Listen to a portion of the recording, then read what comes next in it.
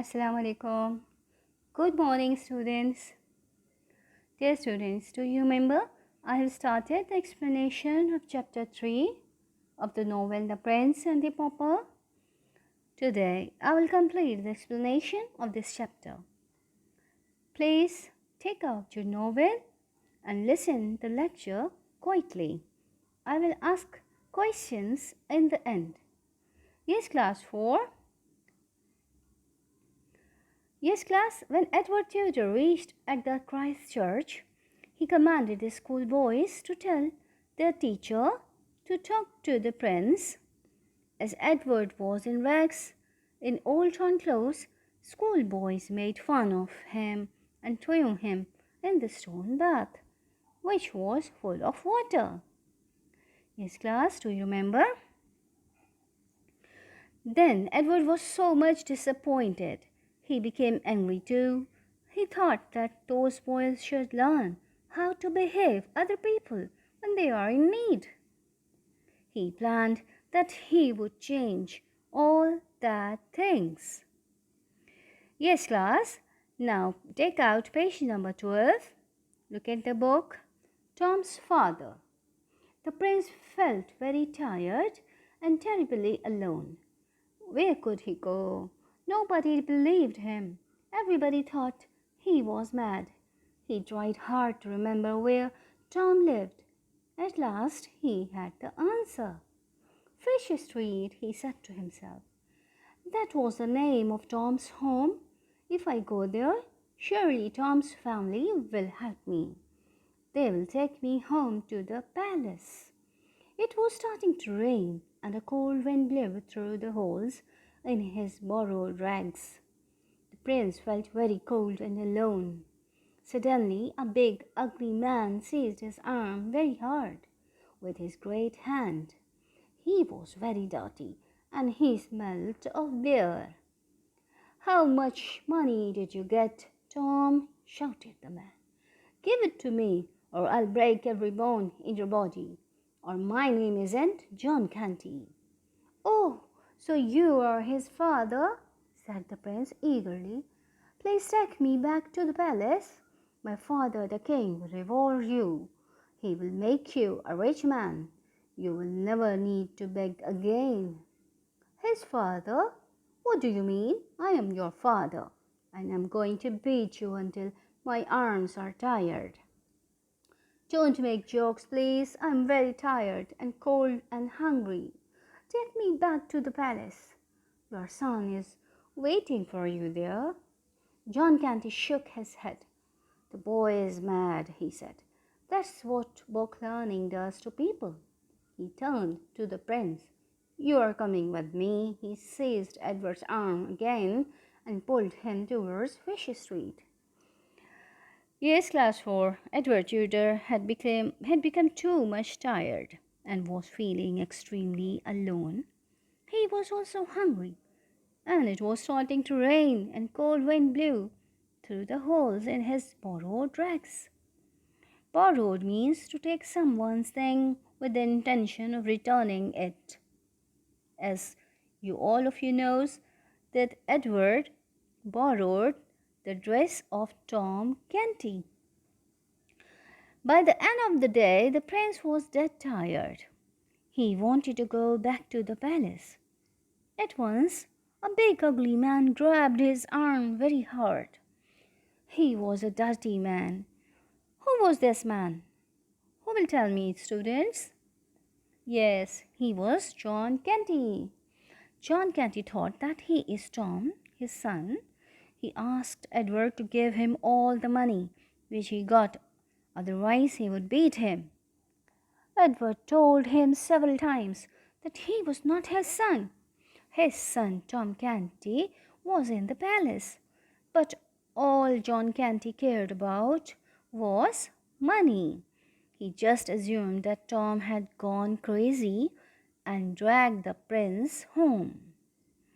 Yes, class, look at the picture. Now, again, look at the book. A pauper in the palace.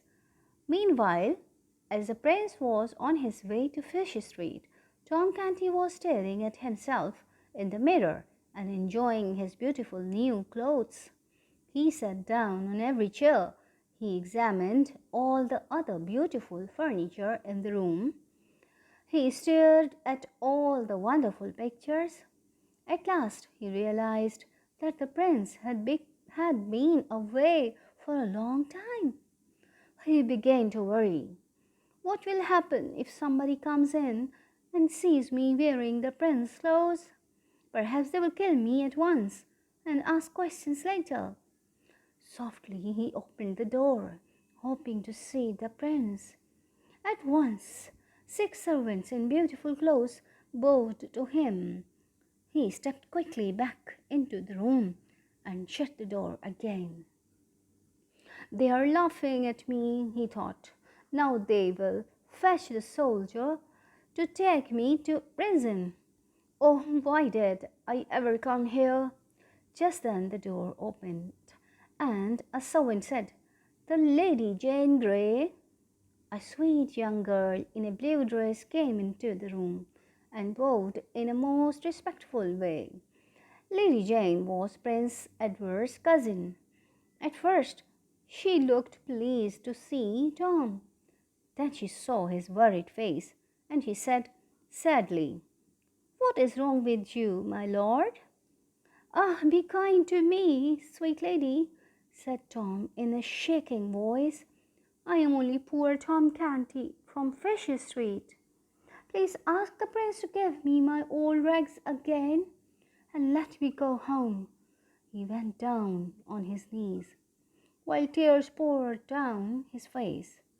The girl stared at him with big, frightened eyes. "You are not well, my lord," she cried. You mustn't You must not kneel to me. You are the prince, and what is all this nonsense about rags and fishy sweet? Oh dear, oh dear." Then she turned and ran out of the room. "Now they will take me to prison," said Tom to himself. "I shall never see my home and family again." Yes, class. Meanwhile, back to the palace. Tom Canty was having a lot of fun playing prince. He looked at his awesome dress and played with some jewels, but then he gets bored. Tom was not only just bored, but also he was worried. What if somebody came in and exposed him, or he found him as an impostor? Impostor means cheater, fraudster. He would be killed, right? When Edward's cousin Lady Jane Grey came to visit his room, Tom told her the truth about him. He also told Lady Jane that he was not the prince. He was a poor boy who lived at the Fishy Street. But she didn't understand what was the matter. Yes, class, look at the book, please. Tom meet the king. There was a knock at the door. Tom was terribly frightened. "Come in," he called in a shaking voice. He was sure that the king's servants would put him in prison. Two tall gentlemen came into the room and bowed. They had come to fetch Tom, but they did not want to take him to prison. "Your father wants to see you, my lord," they said. "My father? But he does not know I'm here. He is at home in Fishy Street." The gentlemen shook their heads sadly and led Tom into a very big, beautiful room. On a bed lay a very tall, very fat man. He had small dark eyes and a big white face. There was bandages around his legs, and he looked tired and ill. He was Henry the Eighth, and he was King of England. He spoke gently to Tom. "Now, my son, this is a foolish joke for a prince to play on a king." "You are the king," whispered Tom. "Oh dear, what will happen to me now?" The king looked sadly at Tom. "The story is true," he said to himself. "The boy is mad." Aloud, he said kindly. Come to your father, child. You are not well. On shaking legs, Tom the Pauper went up to the King of England. The king took the frightened face between his hands and looked lovingly into Tom's eyes. Presently, he said, "Do you know me, child? Don't break my heart. Say that you know me." "You are my lord the king," whispered Tom. "That's right. Now don't be frightened. Nobody will hurt you. Everyone in the palace loves you. There you are better now. Your bad dream has gone. You know who you are, don't you? Please believe me, my lord. I'm poor Tom Canty, and I'm speaking the truth. I'm a pauper, and there has been a terrible mistake. But I haven't done anything wrong, and I'm too young to die. Help me, my lord. Don't send me to prison, please." "Sweet prince, do not talk about dying in prison like that. Nobody wants to hurt you." "Then can I go home now?" "Home?" "Yes, home, to Fish Street, to my family." "Yes, class." Tom tried to tell everyone he met that he was not really the prince, but everyone just thought that he was gone crazy. At once, two gentlemen came into the room and told that King Henry wanted to meet him. Tom didn't want to go there, but finally they took him to meet the King Henry. Yes, class. King Henry was not really as scary as we expected him to be.